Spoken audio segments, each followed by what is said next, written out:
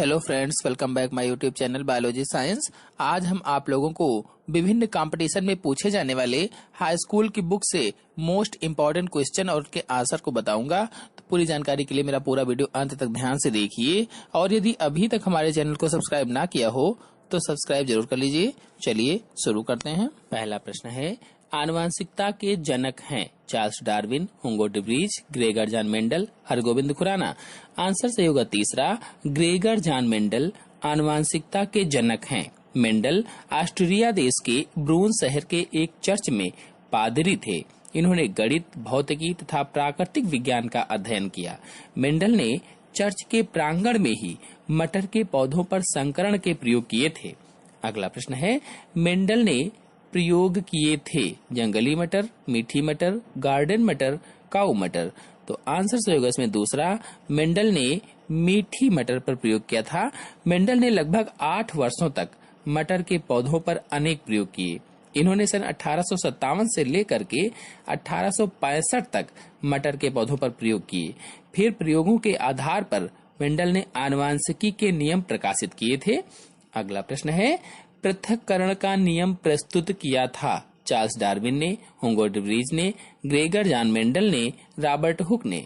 Answer सही होगा तीसरा, पृथक्करण का नियम ग्रेगर जॉन मेंडल ने प्रस्तुत किया था। आपको बता दें कि मेंडल ने मटर के विभिन्न तुलनात्मक लक्षणों को ध्यान में रखकर पौधों के मध्य संकरण कराया, और प्रयोगों के आधार पर मेंडल ने 3 वंशागत के नियम प्रतिपादित किए।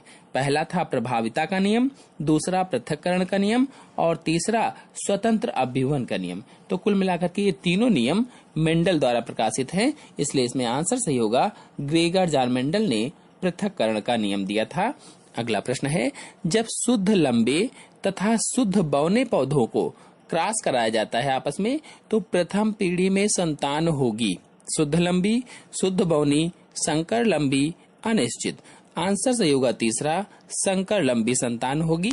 आपको बता दें कि जब शुद्ध लंबे मटर के पौधे तथा शुद्ध बौने मटर के पौधे के बीच संकरण कराया जाता है, तो प्रथम पीढ़ी या F1 पीढ़ी में संकर लंबी संतान ही उत्पन्न होती है। अगला प्रश्न है, बीजों का गोल आकार तथा पीला रंग होता है अपूर्ण प्रभावी, अप्रभावी, संकर तथा प्रभावी। आंसर इसमें सही होगा चौथा वाला, बीजों का गोल आकार तथा पीला रंग प्रभावी लक्षण प्रकट करता है। अगला प्रश्न है, एक संकर संकरण की F2 पीढ़ी में शुद्ध तथा संकर गुणों वाले पौधों का अनुपात होता है। 4 ऑप्शन दिए गए हैं, इसमें कहा गया है एक संकरण की F2 पीढ़ी में शुद्ध तथा संकर गुणों वाले पौधों का अनुपात तो 75:25 होगा, यानी दूसरा ऑप्शन सही होगा इसमें। अगला प्रश्न है, मेंडल ने अपने आनुवंशिकता के प्रयोग जिस पौधे पर किए थे उसका नाम है गुड़हल, गेंदा, गुलाब, मटर। तो उसका नाम होगा मटर का पौधा, अर्थात आंसर सही होगा इसमें चौथा वाला। अगला प्रश्न है, एक संकर क्रॉस का समलक्षणी अनुपात होता है। तो एक संकर क्रॉस का समलक्षणी अनुपात 3:1 होता है। अगला प्रश्न है, आनुवांशिक लक्षणों के वाहक होते हैं गुणसूत्र, जीन, युग्मक, युग्माणु। आंसर सही होगा इसमें दूसरा, आनुवांशिक लक्षणों के वाहक जीन होते हैं जो गुणसूत्रों पर पाए जाते हैं। ये माता पिता के लक्षणों को उनकी संतानों में ले जाते हैं। अगला प्रश्न है, चेकर बोर्ड को सर्वप्रथम किसने दर्शाया था? मेंडल ने, कॉरेंस ने, पुनेट ने, डगलस ने। आंसर सही होगा इसमें तीसरा, पुनेट ने चेकर बोर्ड को सर्वप्रथम दर्शाया था।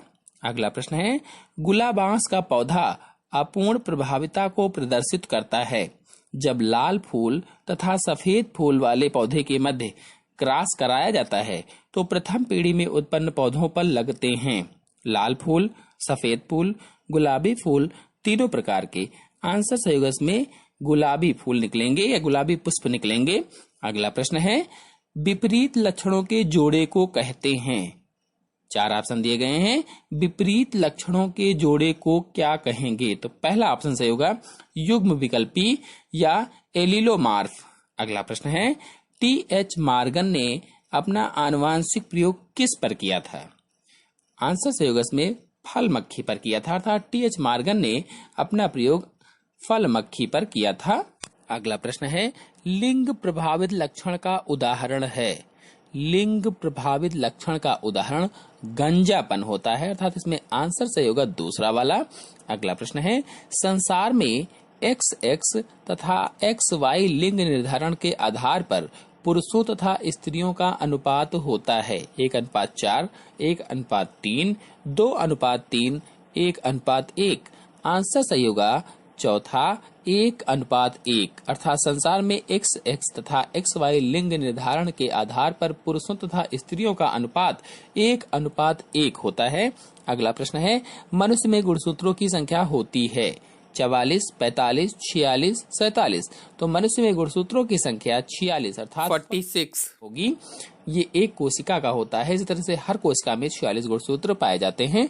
अगला प्रश्न है, किस वैज्ञानिक ने मानव आनुवंशिकी का अध्ययन सर्वप्रथम किया था? Darwin, Francis Galton, Mendel, Morgan. किस वैज्ञानिक ने मानव आनुवंशिकी का अध्ययन किया था? तो आंसर सही होगा इसमें दूसरा, फ्रांसिस गाल्टन ने मानव आनुवंशिकी का अध्ययन सर्वप्रथम किया था। अगला प्रश्न है, पुरुष में लिंग गुणसूत्र होते हैं XX, XY, YY, ZZ। तो पुरुष में लिंग गुणसूत्र XY होंगे, अर्थात दूसरा वाला ऑप्शन सही होगा, जबकि पहला जो XX है ये स्त्रियों में पाए जाते हैं। अगला प्रश्न है, आनुवंशिकी की गुणसूत्रीय परिकल्पना किसने प्रस्तुत की थी? मेंडल ने, पुनेट ने, सट्टन बावेरी ने, मॉर्गन ने। आंसर सही होगा इसमें तीसरा, सट्टन बावेरी ने। तो अगला प्रश्न है, जीव विज्ञान की शाखा जिसमें आनुवंशिकी द्वारा मानव जाति का सुधार किया जाता है कहलाती है? आनुवंशिकी, यूथेनिक्स, यूजेनिक्स, उद्विकास। आंसर सही होगा इसमें तीसरा, यूजेनिक्स कहलाएगी। यानी जीव विज्ञान की शाखा जिसमें आनुवंशिकी द्वारा मानव जाति का सुधार किया जाता है उसे यूजेनिक्स कहते हैं। अगला प्रश्न है, निम्न में से कौन सा आनुवंशिक पदार्थ है? RNA, DNA, ribosome, mitochondria. आनुवंशिक पदार्थ कौन सा है? तो आंसर सही होगा इसमें दूसरा, आनुवंशिक पदार्थ DNA होता है। अगला प्रश्न है, केंद्रक बना होता है प्रोटीन से, DNA से, RNA से, न्यूक्लियो प्रोटीन से। तो आंसर सही होगा इसमें चौथा, केंद्रक न्यूक्लियो प्रोटीन से बने होते हैं। अगला प्रश्न है, DNA अणु में 4 ऑप्शन दिए गए हैं, इसमें DNA अणु में क्या होता है? तो चौथा ऑप्शन सही होगा, A+G = C+T, अर्थात A for adenine, G for guanine, C for cytosine और T फॉर थायमिन होता है। अगला प्रश्न है, गुणसूत्र किस पदार्थ के बने होते हैं? प्रोटीन, RNA, DNA और प्रोटीन। तो गुणसूत्र किस पदार्थ के बने होते हैं? आंसर सही होगा इसमें चौथा, गुणसूत्र DNA और प्रोटीन के बने होते हैं। अगला प्रश्न है, वर्णांधता वाहक स्त्री एवं सामान्य पुरुष दंपत्ति के बच्चे में। ऑप्शन दिए गए हैं 4, कौन सा सही होगा? तो इसमें सही होगा तीसरा, आधे लड़के वर्णांध होंगे तथा आधे लड़के सामान्य एवं आधी लड़कियां सामान्य तथा आधी लड़कियां वाहक होंगी। अगला प्रश्न है, डॉक्टर हरगोविंद खुराना को नोबेल पुरस्कार मिला है 1970 में, 1972 में, 1968 में, 1965 में। तो डॉक्टर हरगोविंद खुराना को नोबेल पुरस्कार कब मिला था ये बताना है। तो इसमें आंसर सही होगा तीसरा वाला, 1968 में, अर्थात डॉक्टर हरगोविंद खुराना को 1968 में नोबेल पुरस्कार से सम्मानित किया गया था। अगला प्रश्न है, शिशु द्वारा दुग्धपान के समय माता की छाती से दूध के निकलने का उत्प्रेरक है, अर्थात किस हार्मोन्स की वजह से माताओं की छाती से दूध निकलता है?